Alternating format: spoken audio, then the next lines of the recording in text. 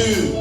Tu n'as pas attendu que je vienne à toi.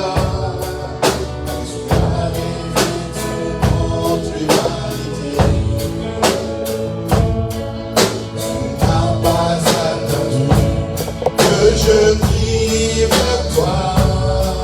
C'est toi qui m'as appelé le premier. Tu n'as pas attendu. Tu n'as pas attendu que je vienne à toi. Tu as revêtu notre humanité. Yes. Tu n'as pas attendu que je prie vers toi. C'est toi qui m'as appelé le premier. Tu n'as pas attendu que je vienne à toi. Tu as revêtu notre humanité. Tu n'as pas attendu que je prie vers toi.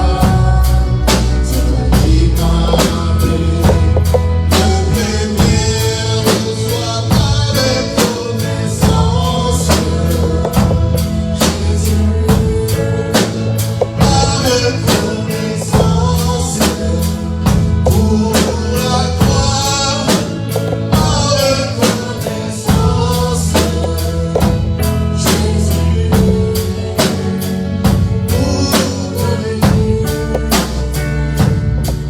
Pour ton amour, mon salut. Reçois ma reconnaissance,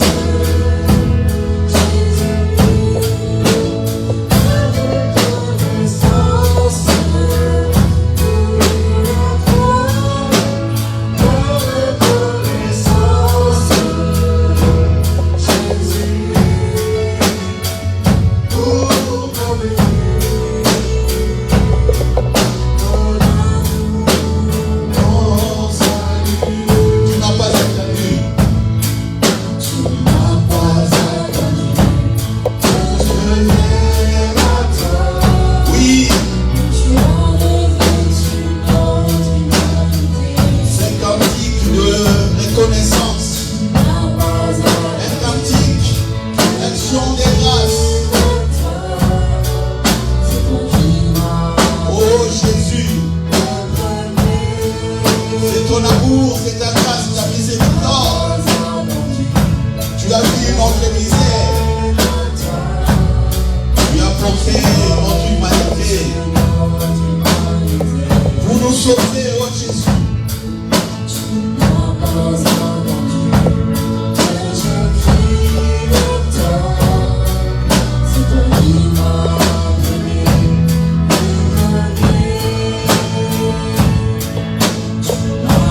Oui, c'est lui-même qui est venu vers nous. Parce qu'il est impossible que nous nous sauvions nous-mêmes. Reçois, oh Jésus, ces actions de grâce.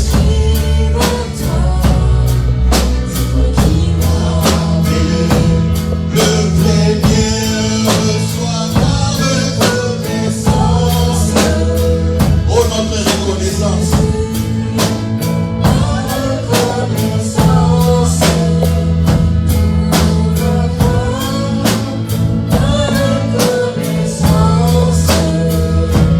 Jésus, pour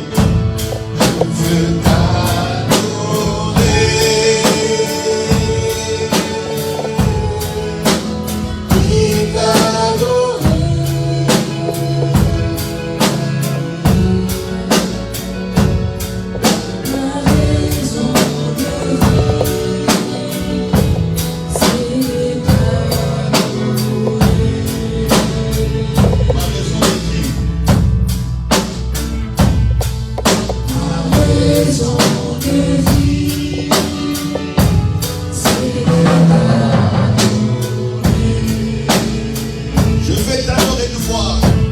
Je veux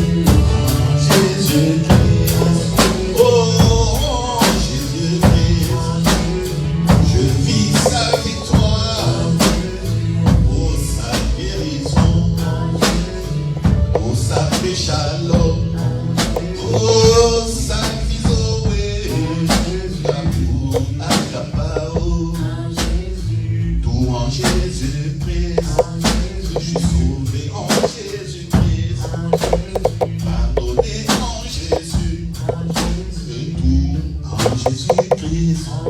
Toute ma vie en Jésus-Christ. Tout en Jésus-Christ.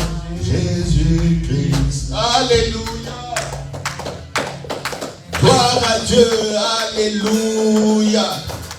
Tout en Jésus-Christ et tout en Jésus. Est-ce que nous pouvons encore acclamer? Merci, Dieu.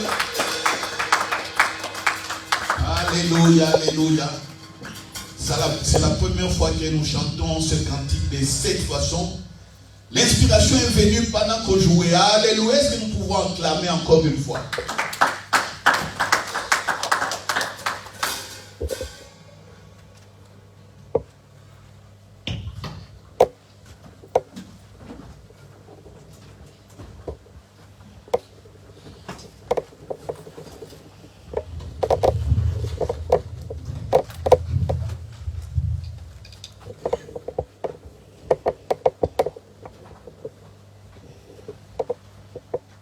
Alléluia. Bienvenue au Centre Égale Vérité, l'école du royaume des cieux de Jésus-Christ par la maison où la prière est un véritable dialogue avec Papa. La prière est un dialogue, la prière est un moyen de communication. Alléluia.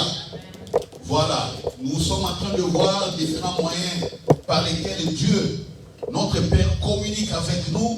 Et nous sommes en train de développer une partie très très très spéciale. C'est la communication par les anges, ou le ministère des anges. Alléluia. Ça fait longtemps, beaucoup d'enfants de Dieu ont été, je dirais, ont vécu une vie d'orphelinat ou d'orphelin. Oui, une vie d'orphelin parce qu'ils pensaient qu'ils étaient seuls. Laisse-moi vous dire une chose en introduction. Est-ce que vous savez que nos vies sont surveillées? Les gens ont du mal ou ont peur de la Chine. Oh non, si je vais en Chine, il y a des caméras partout, on surveille la vie de tout le monde. Et surtout, si on doit mettre des caméras par-ci, par-là, les peuples se soulèvent. Non, ma vie privée, non, je ne vais pas être filmé. Pourquoi tu as pris mon image? Pourquoi j'apparais sur ta photo? Il y a des gens qui font un tribunal. Mais ce qu'ils ne savent pas, ils ne savent pas qu'ils sont surveillés par des êtres invisibles. Oui, les anges sont invisibles. Ils sont là. Ils nous surveillent. C'est pourquoi nos vies sont gardées. Alléluia. C'est pourquoi nous sommes protégés. Les amis, les frères et sœurs, il y a une surveillance 24 sur 24. Vous savez, la caméra peut avoir une panne technique. Combien d'assassinats déjà on a vu, malgré qu'il y a des caméras, mais on n'arrive pas à retrouver l'assassin. Combien de fois? Les caméras dans les bus, dans les coins des rues, partout. Mais une personne, une fille ou un homme a été quand même enlevé, tué. On n'arrive pas à retrouver le meurtrier. Vous voyez? Mais la bonne surveillance, c'est ce que Dieu nous donne. Alléluia. C'est le ministère angélique. Nous sommes surveillés. C'est pourquoi je vous ai dit la fois passée, Malachie 3, verset 16, doit devenir notre parole de vie aussi. Il ne faut pas lire simplement la Bible comme ça, j'ai vu, non. Il est écrit, non, mais ça doit devenir vie. Vie. Quand nous parlons, les livres sont ouverts devant Dieu et les anges écrivent. Ils écrivent. Et c'est pourquoi j'ai dit qu'il ne faut pas parler au hasard. Vous savez, il y a 2 semaines et demie, chez moi à la maison, les jeunes, il y a Elichoua, Ozé, Eric, on a été à la librairie à Mérode. On a acheté des Bibles. Les jeunes voulaient acheter des Bibles. Voilà. Ils ont acheté leur Bible, ok. On parlait en voiture, c'était bien cette journée de samedi. On arrive à la maison, tout était bien. Le soir, on faisait un peu de commentaires. Ah, c'est des jolies Bibles, tout ça. Le soir, les jeunes hommes nous viennent. Ils disent, oh, il se pose une question. Est-ce que vraiment, si je dis que moi je veux que la Bible m'aide à réussir. Est-ce que papa, est-ce que vraiment, est-ce que c'est vrai, est-ce que c'est possible? Et moi je n'aime pas de telles questions. Ça me fait fâcher. Pourquoi? Parce que c'est comme si ce que j'ai prêché, vous êtes en train de douter avec. Il y a des colères saintes comme ça qui montent. Je peux facilement réagir avec une certaine vigueur, mais je ne suis pas fâché. Alors quand il a dit ça, on s'est étonné, sa mère et moi. Et au même instant, quand il a dit, il a ouvert pour la première fois cette Bible. Il ouvre comme ça, il regarde, il tombe sur le verset où son nom est écrit. Ah, mon nom est écrit dans la Bible. On a commencé à rigoler. J'ai dit, voilà, jeune homme, tu parles au hasard. Tu parles comme ça. J'ai dit que nous sommes surveillés. Il y a des anges ici. Toi, tu as posé une question. Est-ce que la Bible peut t'aider à réussir les études? Ma réponse est oui. La réponse est Dieu est oui. Alors, pour que le Saint-Esprit te prouve que c'est la vérité, la première fois, il ouvre la Bible. La Bible, il y a combien de pages? Une Bible qui est grosse comme ça. Combien de pages? Il ouvre, il regarde, ses yeux vont directement sur le verset où il est écrit son nom. Et c'est dans l'Ancien Testament, en plus. Vous voyez? Vous voyez? Vous voyez comment nous sommes surveillés? Moi, ça ne m'étonne pas. Pour moi, c'est une réalité vivante. On a commencé à rigoler, on a commencé à donner gloire à Dieu, et puis je lui ai dit, parle encore au hasard. Tu viens d'avoir une expérience. Fais attention, jeune homme. Oui, vous tous ici, nous tous. La Bible, c'est la parole, je dirais, résumée, que Dieu nous a donnée pour notre vie. C'est comme ça que Jésus est la parole de vie. Il y a certains chercheurs juifs qui ont fait des recherches sur la Bible. Dans toutes les phrases de la Bible, quand ils font leur écriture alphanumérique, je ne sais pas quoi, ils retrouvent toujours les mots Yeshua, Yeshua, Yeshua, partout, Yeshua, Yeshua, Yeshua, partout, dans les combinaisons de lettres. En français, c'est difficile de voir ça. Mais en hébreu, c'est possible. J'ai un livre qui parle de ça, qui démontre que tout l'Ancien Testament ne parle que de Yeshua, de Jésus, qui va nous sauver. Et le Nouveau Testament, c'est Jésus lui-même qui est venu. L'Ancien Testament était les communiqués. Le Nouveau Testament, commençant par les évangiles, c'est lui-même Jésus qui apparaît maintenant.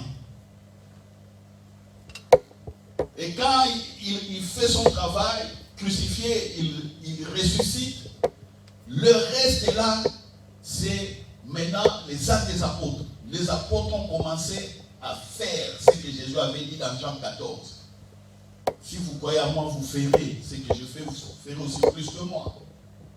Et puis c'est que Jésus a dit encore, allez dans toutes les nations, prêchez la bonne nouvelle du royaume des cieux. Vous voyez, faites des disciples, imposez les mains aux malades, guérissez tout. Et voici, je suis avec vous. Et Paul, quand Paul est venu, Paul a commencé à expliquer qui est Jésus. Alléluia. C'est Paul qui a expliqué qui est Jésus et que c'est que la mort à la croix de Jésus, que c'est que encore la résurrection de Jésus, et que c'est que la vie nouvelle, c'est que nous avons reçu en Jésus. Ça, c'est Paul. Alléluia. C'est ça. Est-ce que la Bible peut nous faire réussir? Oui. C'est pourquoi les jeunes, il faut à tout moment lire la Bible. Lire. C'est comme ça que vous allez faire des expériences. Telles que vous lisez, vous entendez le Saint-Esprit vous dit, prends tel verset, tu lis. Prends celui-là, tu lis. Et tu es dans le surnaturel. C'est comme ça que quand tu vis dans le surnaturel, dans la présence du Saint-Esprit, tu tu peux voir les questions, des interrogations ou des examens. Oui. Oui. Vous pouvez voir, moi j'ai vécu tout ce que je vous dis, j'ai vécu ça. Au départ, je ne savais pas. Je ne savais pas que c'est le Saint-Esprit qui me guidait. Ce n'est que plus tard, j'ai compris. J'ai compris. Plus tard, je dis plus tard, quand je suis devenu vraiment un bon chrétien. Nous étions des chrétiens tralala. C'est plus tard que j'ai compris. Donc, toutes les vérités sont dans la Bible. Ou la vérité est dans la Bible.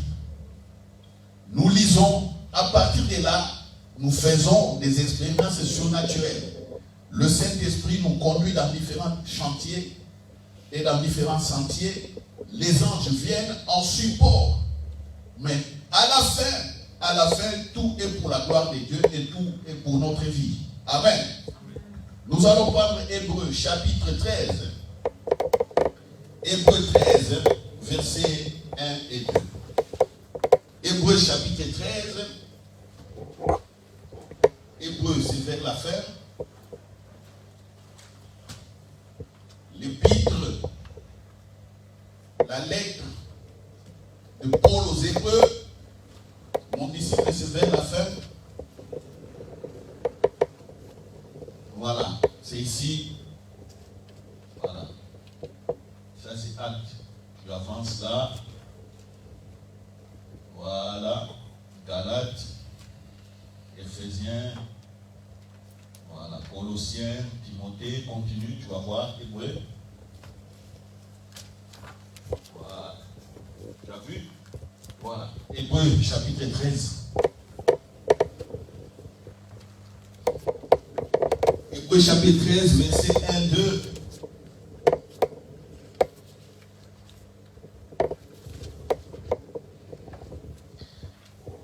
Est-ce que nous y sommes?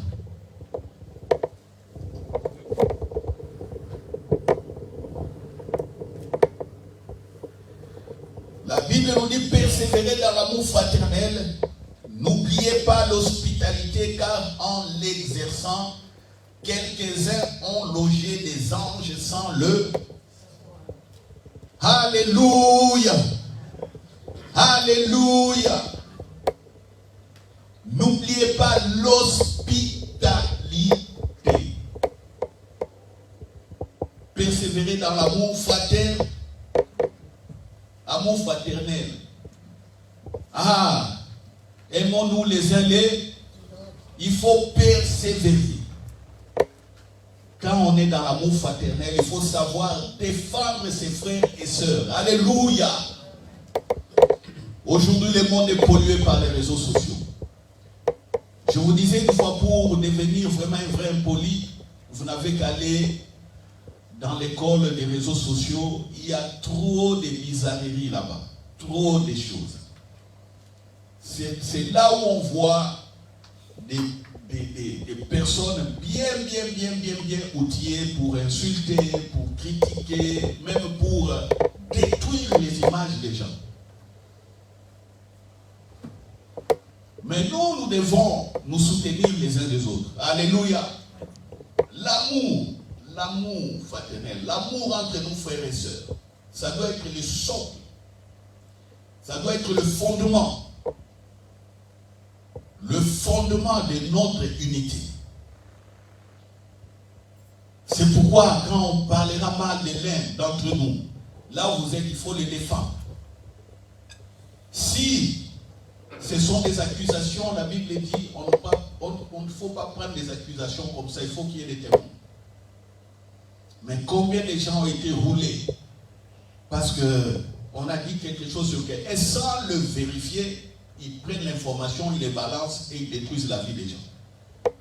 Et par après, quand ils voient que ce n'est pas ça, ils commencent à demander oh non, pardon, tu sais. Mais tu ne peux pas récupérer, surtout dans les réseaux sociaux. Si les images sont parties, c'est fini. C'est fini. Alors, ce qui est important ici, n'oubliez pas l'hospitalité, savoir recevoir les gens à la maison. Car en l'exerçant, quelques-uns ont logé les anges sans le savoir. Savoir recevoir les gens dans la maison. Savoir accueillir les gens à la maison. Moi, je dis toujours, frères et sœurs, ne fermez pas vos portes de la maison. Parce que vos maisons sont des temples aussi. Alléluia. Alléluia. Est-ce que, entre nous, est-ce que beaucoup savent que leurs maisons sont des temples? Mais beaucoup ne savent pas. La maison, c'est quoi? C'est me reposer, dormir, faire ou quoi. C'est tout. Et les temps de prière arrivent, bon, je prie. Ils ne savent pas que leur maison, la maison était temple. Ils ne savent pas. Le premier temple pour toi, c'est ton corps. Le deuxième temple, c'est ta maison. Et le troisième temple, c'est l'église. Est-ce que quelqu'un me comprend? Le premier temple, c'est ton corps qui est le temple du Saint-Esprit. Le deuxième temple, c'est ta maison là où tu vis. Et le troisième temple, c'est l'église. Ta maison et le bâtiment de l'église, ta maison vient en avant, en termes de priorité. C'est pourquoi quand quelqu'un est chez vous, à la maison, il faut qu'il voit aussi les principes de la vie dans un temple. Il faut que la personne voit la sainteté dans ta maison. Il faut que la personne sente l'amour dans ta maison. Il faut que la personne, si elle a besoin de quelque chose et qu'elle vient chez vous à la maison, que tu lui donnes. C'est toujours pas en nature. Oui, quelqu'un peut manger, quelqu'un peut boire, oui. Mais généralement, le pain, le véritable pain qu'on peut donner aux gens, le véritable pain, c'est la parole. Le partage de la parole. Alléluia. Alléluia. Quand tu sais donner le pain comme ça, le pain de vie aux gens, c'est à ce moment-là, il y a le royaume des cieux, le règne va se manifester. Tu commences à vivre le miracle d'abord chez toi à la maison, avant de le voir ailleurs. Et la Bible nous dit, avec cette hospitalité, cette manière de recevoir les gens, il y aura des anges. Et beaucoup ignorent cela. Voilà pourquoi, quand je vais chez les chrétiens, chez les amis, les frères et sœurs, quand je regarde ce qui se passe dans beaucoup de maisons, c'est un regret. C'est un regret. Il n'y a rien de Jésus-Christ. Les gens sont dans quoi? Dans des films. Sont dans quoi? Dans des alcools. Sont dans quoi? Dans leurs projets. Sont dans quoi? Dans leurs affaires. Sont dans quoi? Il n'y a rien. Pour eux, simplement, bon, on va rendre grâce à Dieu. C'est avant de manger, on prie un peu, voilà, c'est fini, ou avant de dormir, ou avant de sortir, c'est tout. Mais toute la maison, l'organisation de la maison, on ne voit rien de Dieu. Ça, c'est la religion. Ça, c'est être religieux. Et ça ne marche pas. Mais quand dans votre conscience, vous savez que cette maison-ci est un temple, et les anges sont là. Alléluia. Alléluia. Les anges ils sont là. Vous savez, j'ai eu déjà à voir plusieurs fois, je vous donne quelques témoignages, des cas où des personnes étaient dans des situations très très difficiles. Mais le simple fait que j'ai posé mon pied dans leur maison, les situations ont changé. écouté des témoignages comme ça. Je vais une fois à Paris, il y a 4 ou 5 ans, 6 ans. Il y a une amie avec qui on a grandi ensemble. On jouait ensemble, on était les amis. Mais quand on s'est retrouvés sur Facebook, je lui ai dit, tu es où? Non, à Paris. J'ai dit, bon, un jour, quand je descendrai à Paris, je te rendrai visite. Et puis, ce jour-là est arrivé. Je pars. J'arrive chez elle. Elle m'indique là où était sa maison. J'arrive.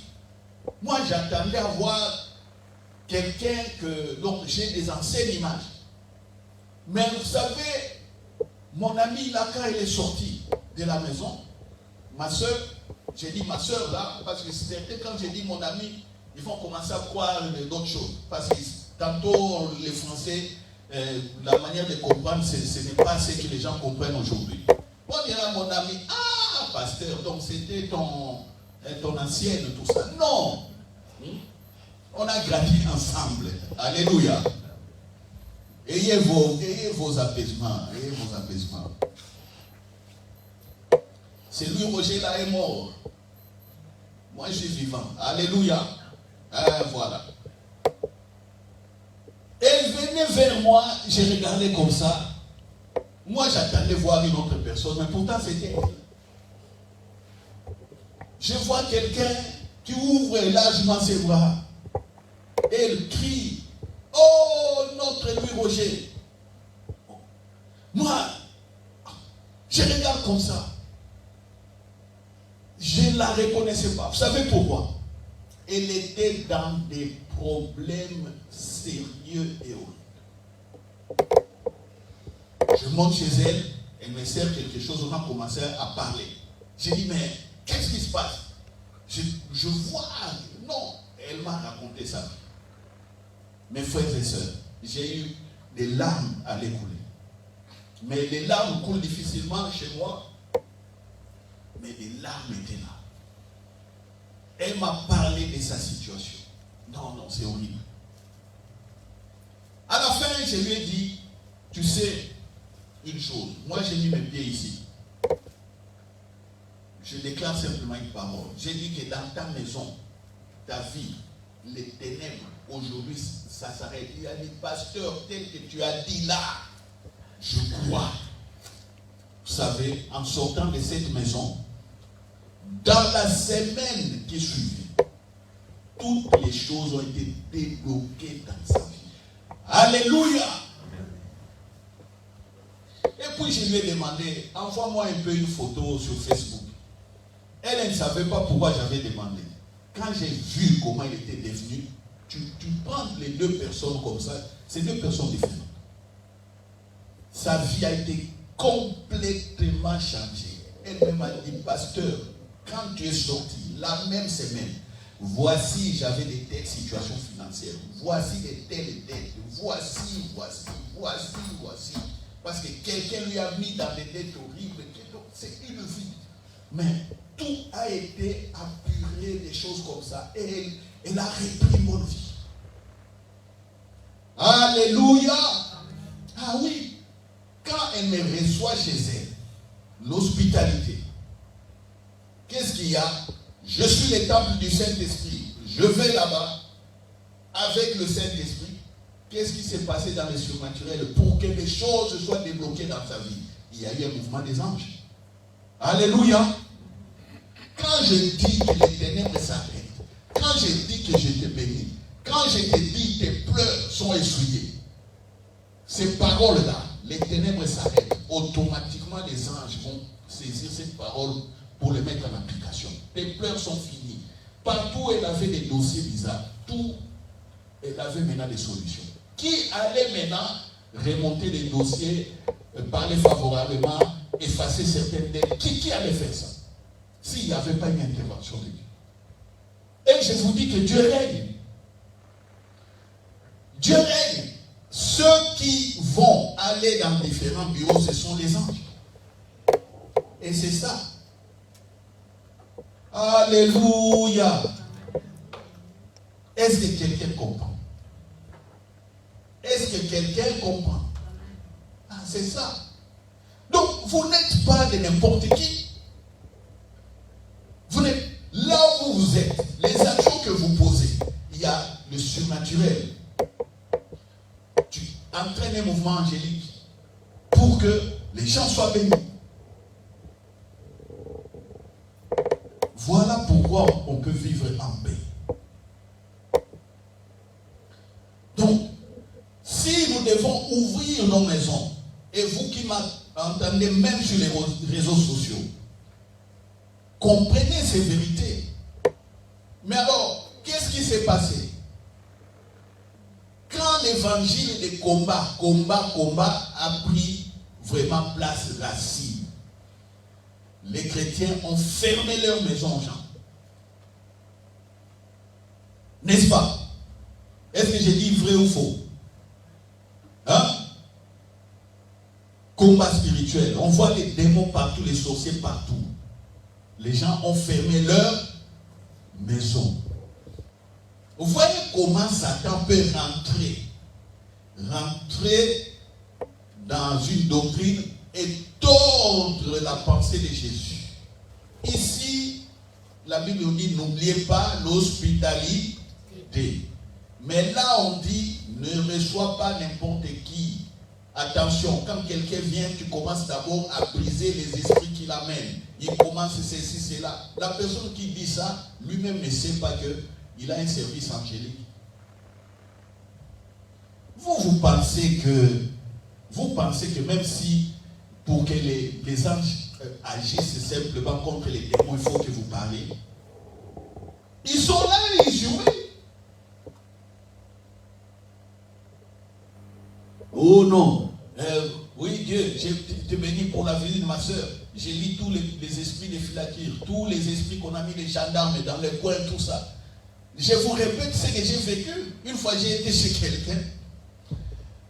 Bon, j'arrive là-bas. Ah, vous savez, moi avec toute l'onction et la puissance de Dieu que j'ai, j'arrive, c'est un frère qui croit comme ça, qui prie dans des églises qui prient comme ça. Je pars, j'arrive. Ah, frère, tu es là. Ah, c'est bien. Il me dit, où tu passes, tu es là. Et on rend grâce à Dieu. On va rendre grâce à Dieu. Oh Dieu, éternel, Yahweh, Jéhovah, Elohim, Jéhovah, Sabaoth. J'ai lu tous les esprits, les filatures qui étaient derrière le frère. J'ai lu les esprits gendarmes qu'on a mis là-bas avant de venir ici. Tout. Et puis moi, j'ai regardé, j'ai dit, donc moi, j'ai transporté les démons ici. J'ai transporté des démons chez quelqu'un. Vous voyez? Vous voyez l'ignorance? Et beaucoup croient que ça, on prie comme ça, c'est ça la bonne manière de prier. Non. Non. Vous voyez? Si quelqu'un, c'est démon, il vient chez toi, ces démons seront inopérationnels. D'ailleurs, certaines personnes reçoivent des délivrances. Ils viennent chez toi à la maison, ils ne comprennent pas, ils commencent à se sentir bien.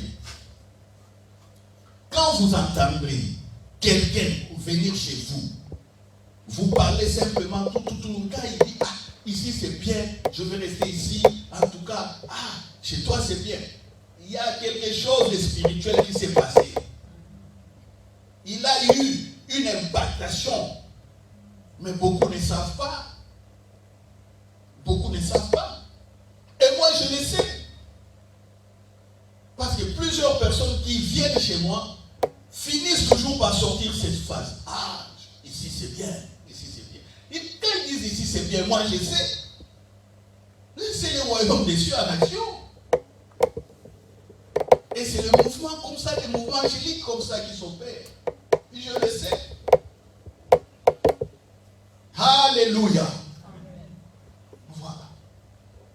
Et partout où vous allez, quand on va vous accueillir, montrez la personne qui a ouvert sa maison pour vous recevoir. Mais quand il vous reçoit, il reçoit un prince, une princesse qui accompagne.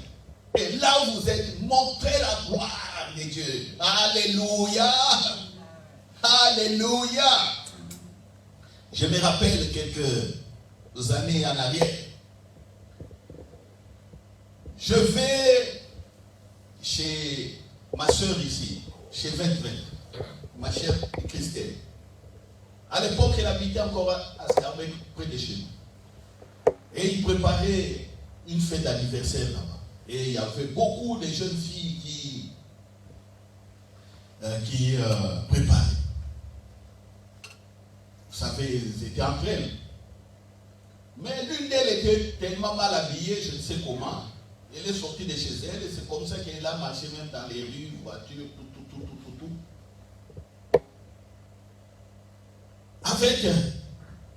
Avec une jupette là qui était, je ne sais pas là. Juste là, les jupettes que j'appelle les jupettes slip là. Elle porte quelque chose comme ça. Moi, je ne savais pas. Vous savez, j'arrive, je rentre dans sa maison sans que je le sache. La demoiselle qui était mal habillée, elle sent un courant venir sur elle, dans son corps.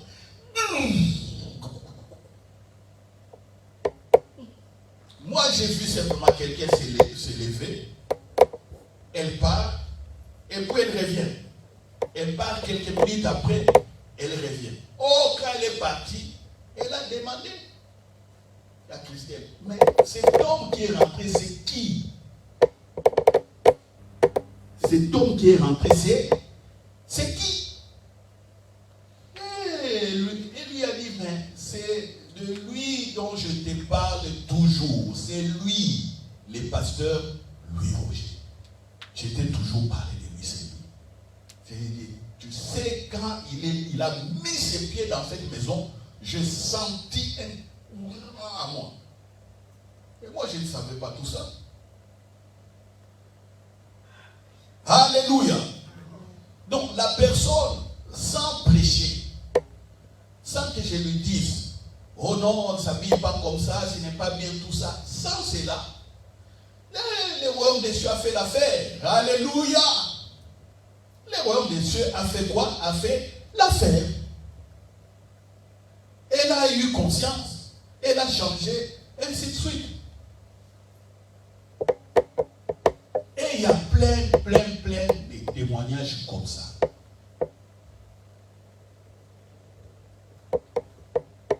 Ça, c'est le royaume des cieux en action. Par l'hospitalité. Donc, tu peux recevoir les gens, quand ils reçoivent, ils viennent dans un temple. Ils sortent de toi, ils sortent bénis. Et toi-même, le temple vivant, quand tu rentres chez quelqu'un, c'est un temple ambulant qui arrive chez quelqu'un et qui bénit. Voilà ce que peut faire l'hospitalité.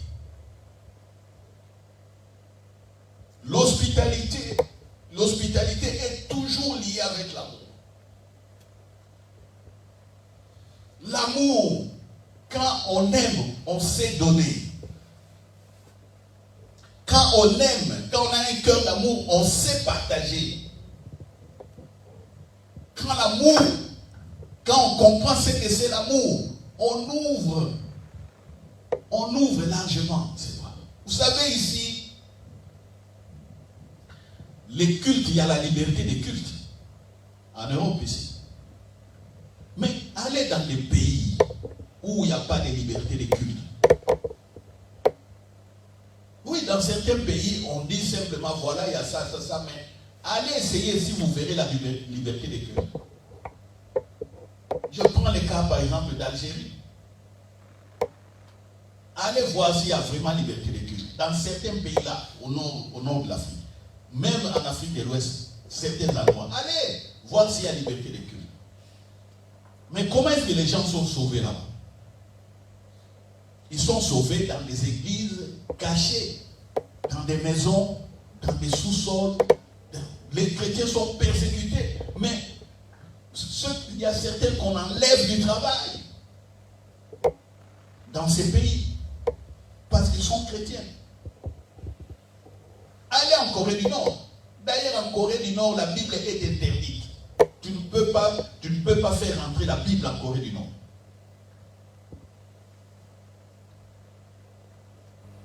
Mais il y a des chrétiens là-bas. Si on vous attrape là-bas, prison. Si on vous attrape avec la Bible, c'est un sacrilège en Corée du Nord. Mais comment est-ce qu'il y a des chrétiens là-bas? Qu'est-ce qu'ils font? Comment est-ce qu'ils s'en sortent? C'est dans des maisons. Leur temple, c'est des maisons cachées, ainsi de suite. L'évangile va comme ça. Et Jésus a dit, personne ne peut détruire l'église. Donc si vous fermez, vous dites que non, plus de rassemblements dans des bâtiments, plus. Même dans les réseaux sociaux, si les fournisseurs des réseaux sociaux disent que non, si vous mettez des versets bibliques dans mon site, je bloque les comptes. Même s'il y a tout ça, Jésus a dit, personne ne peut détruire mon église. Et l'église ne peut pas être détruite. Parce que tous, nous sommes des temples vivants, des temples du Saint-Esprit. Nos corps sont les temples du Saint-Esprit. Et partout où nous allons, nous ramenons la gloire de Dieu. Et que chacun doit prendre ça vraiment dans sa conscience. Alléluia. Alléluia. Et voilà. C'est pourquoi, chers frères et sœurs, ne craignez rien. Ne craignez rien. Vivez votre vie normale. Ne soyez pas rebelles aux lois du pays pour être en paix, mais soyez à l'aise. Vous êtes protégés. Nous sommes surveillés. Nous surveillés dans le bon sens, pas surveillés dans le sens de contrôle. Non, nous sommes dans la liberté, mais nous sommes surveillés, protégés. C'est tout. Les démons ne peuvent rien vous faire.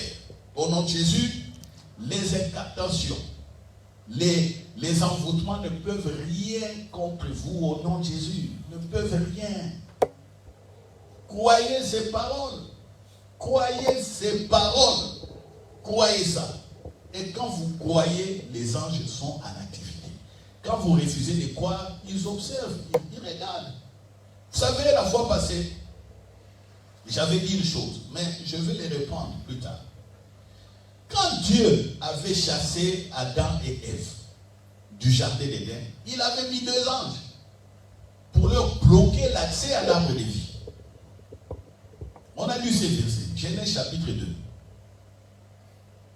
Genèse chapitre 2. Nous allons le prendre pour 5 petites minutes avant d'arrêter. Genèse chapitre 2.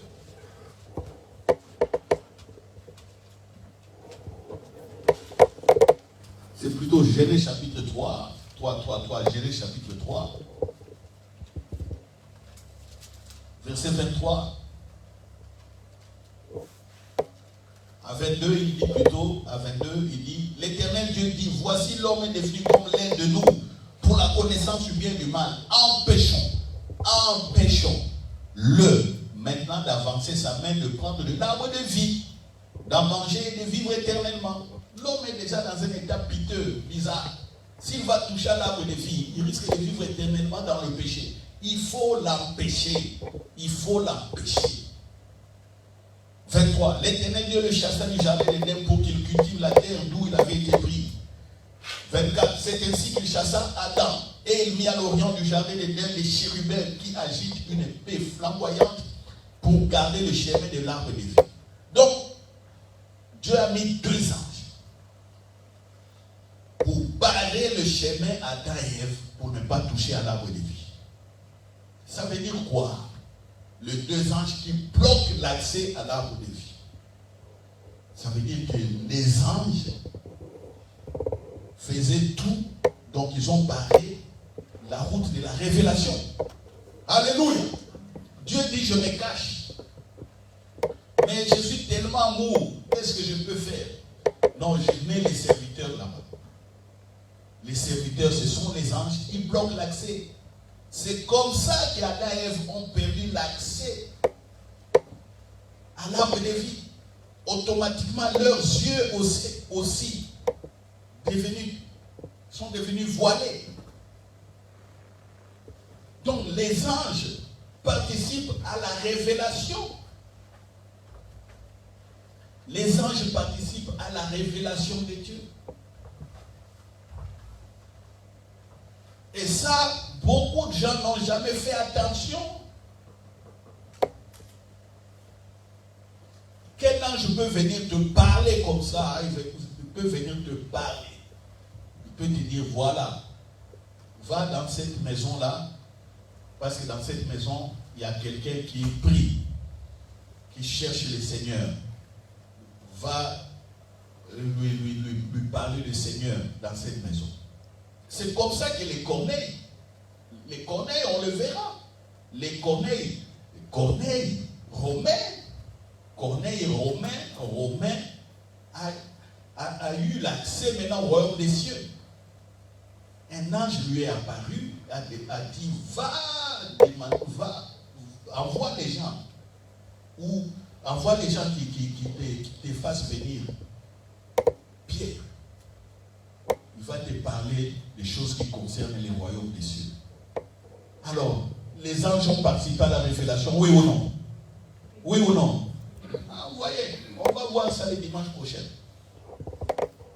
Les anges participent à la révélation de Jésus-Christ. Ils sont en mission. Jésus, il y a pour certaines personnes de la grâce, c'est Jésus lui-même qui apparaît. Il y a pour certaines personnes de la grâce, ils voient la gloire de Dieu, la lumière, et ils entendent la voix. Là, c'est l'Esprit Saint qui parle. Mais pour certains, les anges sont envoyés. Alors quand on néglige un tel ministère, et quand on n'est pas conscient de tel ministère, c'est des limitations, bien aimés. C'est des limitations. Rappelez-vous, je vous ai toujours dit, le Saint-Esprit est Dieu. Le Saint-Esprit règne aussi. Quand nous disons Saint-Esprit fait ceci, fait cela, oui, le Saint-Esprit donne accès aux anges d'accomplir.